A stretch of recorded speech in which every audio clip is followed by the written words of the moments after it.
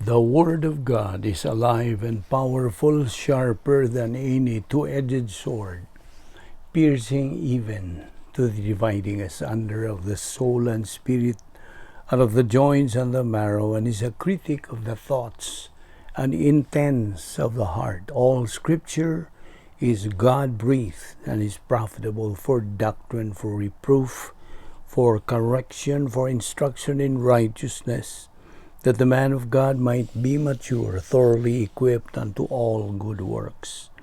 Study to show thyself approved unto God, a workman that needeth not to be ashamed, rightly dividing the word of truth. Before we start our Bible study ni Adawa, sama sa nandan, gikinahanglan ang atong pagsugid sa atong mga salang nabuhat ni Adawa, aron sa ingon niya na dili kini mahimong babag sa atong pagabuhaton nga pagpadayon sa pagtuon sa pulong sa Dios. Busa atong gamiton karon ang prinsipyo sa 1 Juan 1:9 nga nakanayon sa in English, if we confess our sins, God is faithful and just to forgive us our sins and to cleanse us from all unrighteousness. Nawalan ka ni mo higala nga wala pa kaluwasan, wala pa si Kristo di sa mong kinabuhi, giawhag ka, giagda ka sa pulong sa Dios. Sa Acts 16:31 nga nakarayon, believe on the Lord Jesus Christ and thou shalt be saved. Busa karon mag-andam tas tong kaugalingon pinagi sa hilom nga pagampo.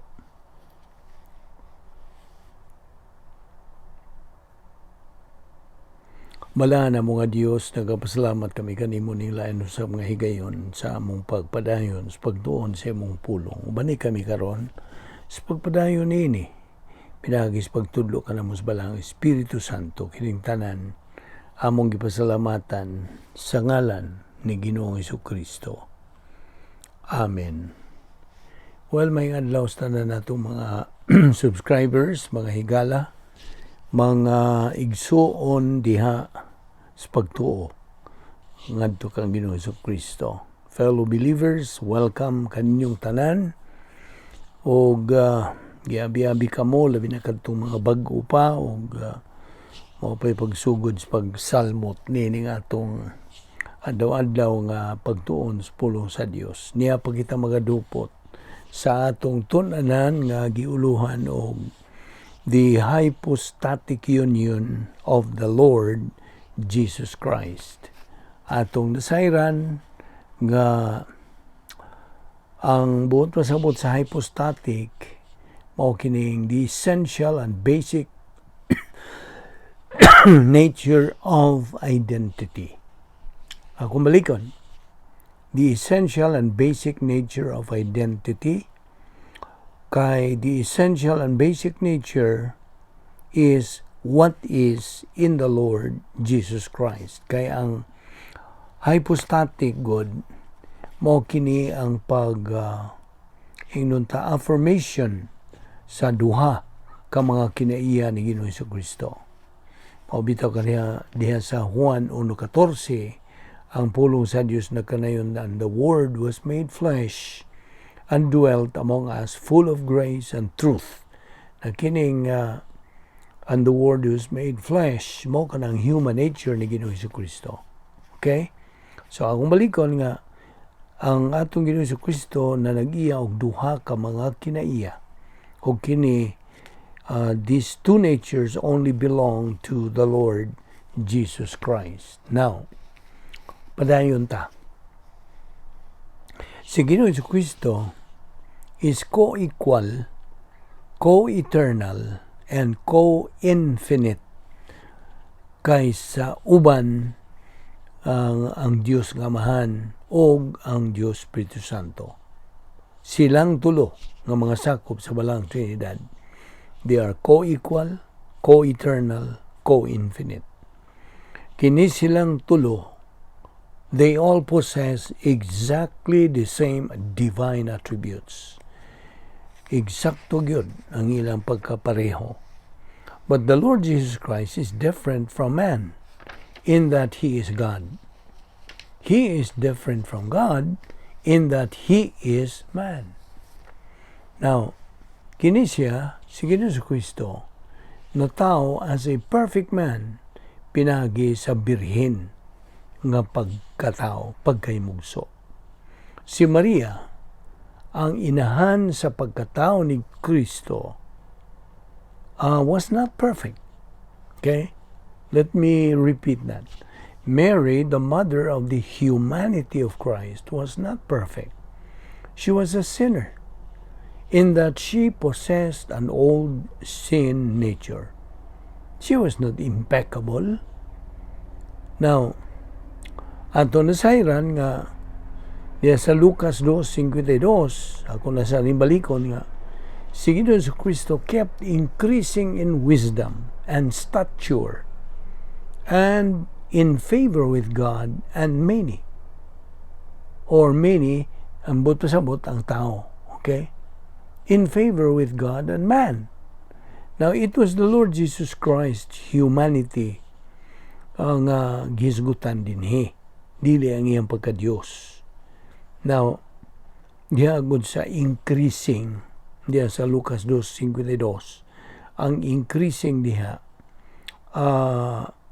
sa Grigong pulong is prokupto. Ang prokupto nagkahulugan og to go forward or to advance.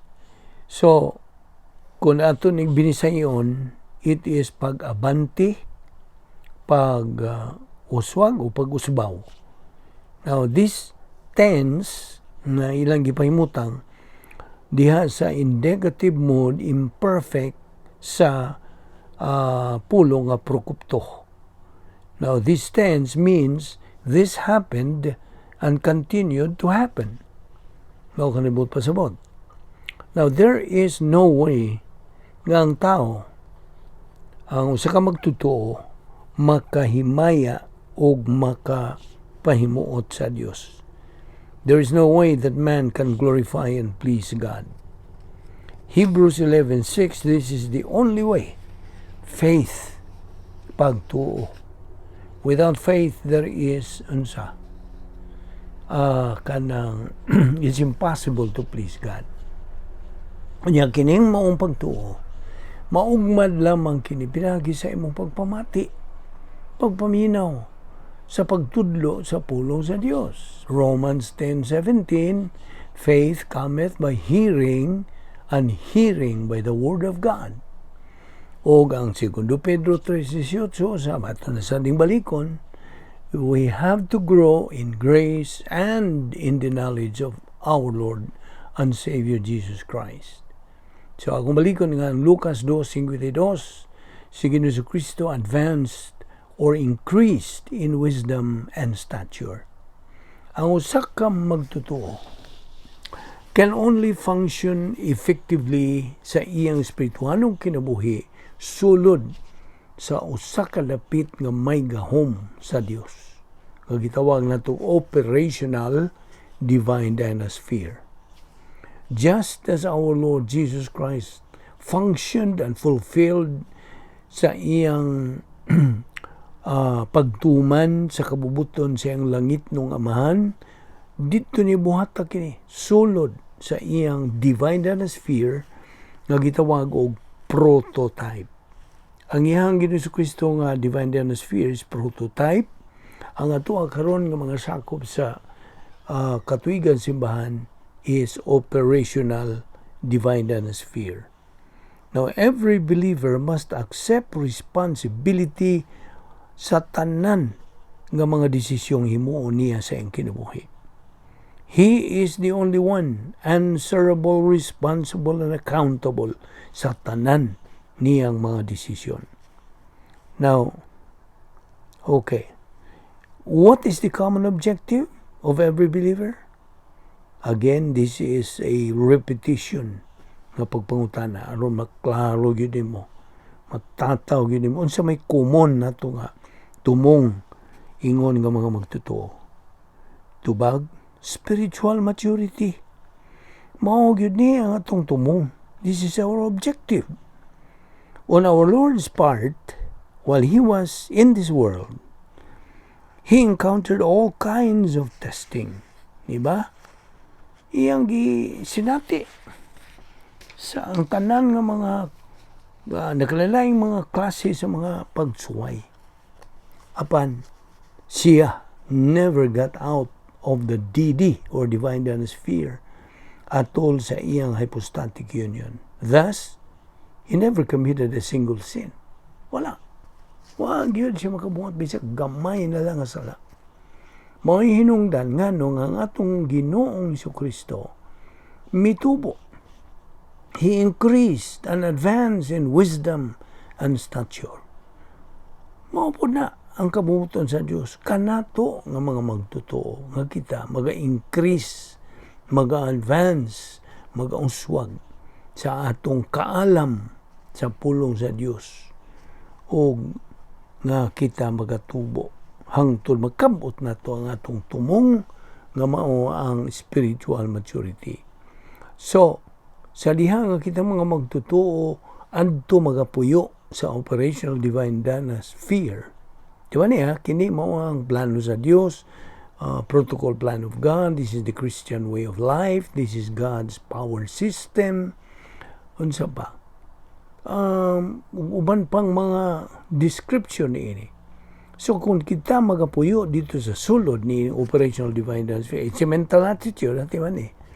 We are actually redeeming the time. Atong gilukat ang panahon. O outside of this divine dana sphere, di man kung tuwa ka sa gawas ni ining maong dapit nga may gahom sa Dios, ikaw nagusik-usik lang yun sa imong panahon. You are just wasting your time. Kasabot ka.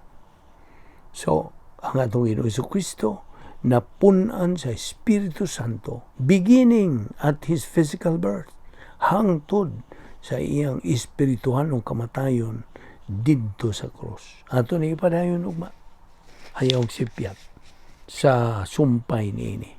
Magampo ta. Bala na mga Dios, salamat niining grasya.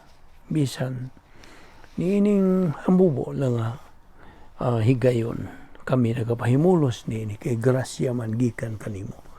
Bani kami sa among paggamit ni sa mga daon-daong panginabuhi hangtod makambot na mo nga among tumo nga maong espirituanong pagkahamtong. Kining tanan among gipasalamatan sa ngalan ni Ginoong Jesucristo. Amen.